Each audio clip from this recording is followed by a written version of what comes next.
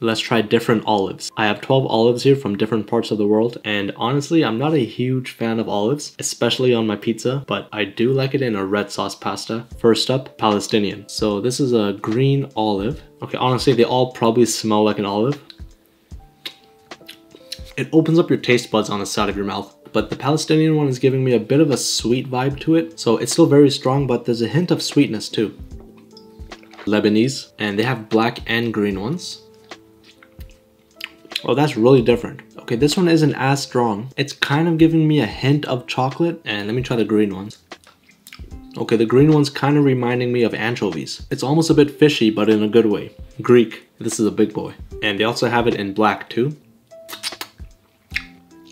So strong. You know, like if you can think of the flavor of an olive, this is probably what you're tasting. It's just that stereotypical olive flavor. And let's try the black one. Quite similar to the green one, but maybe a bit vinegary. Moroccan. Now this one reminds me of the ajwa date from Saudi Arabia. It has that wrinkly skin.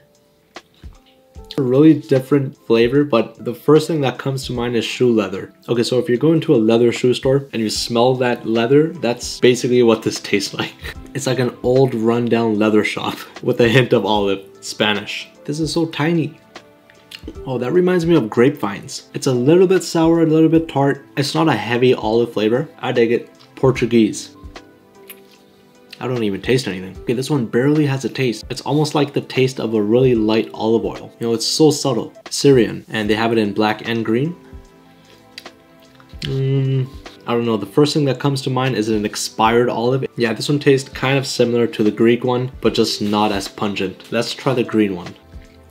Okay, that one tastes more fruity. It kind of reminds me of the Palestinian one. It's a little bit sweet. Nafplion or Nafplion. I don't even know what that means or what this is. If you know, let me know in the comments. I don't know, the first thing that came to mind was Italy. It has that strong olive taste, but there's something else too. It's almost a bit lemony, so it has a hint of lemon. Kalamata. Now, I tasted these ones before. I believe I put this in my red sauce pasta. It's not as pungent. It kind of reminds me of beef jerky, and it's a bit salty too. Cemlik or Cemlik. I don't know how to pronounce that or what that even means. It sounds Greek. It's not as strong. It kind of reminds me of the last one, Kalamata, but not as salty. And this one is a black one. I don't know where it comes from. It just said black olive.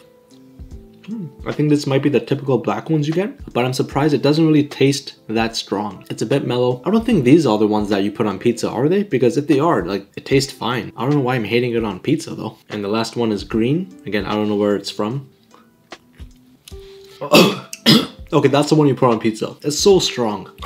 Okay, so I guess whenever I have pizza with olives, there has to be green olives because the black ones, if they are on there, I guess I'm not really tasting those, but these guys just overpower everything. I mean, there's no point of even eating the pizza at that point because all you're tasting are these olives. Okay, so top three, definitely the Palestinian one is up there. It had a bit of sweetness, which I liked. After that, I would say Spanish. It kind of reminded me of grapevines. And the third one would be Nafplion. It had a hint of lemon in it, which was cool. And if you guys are really into olives, let me know which one is your favorite. Or if I missed some, let me know what you guys like in the comments.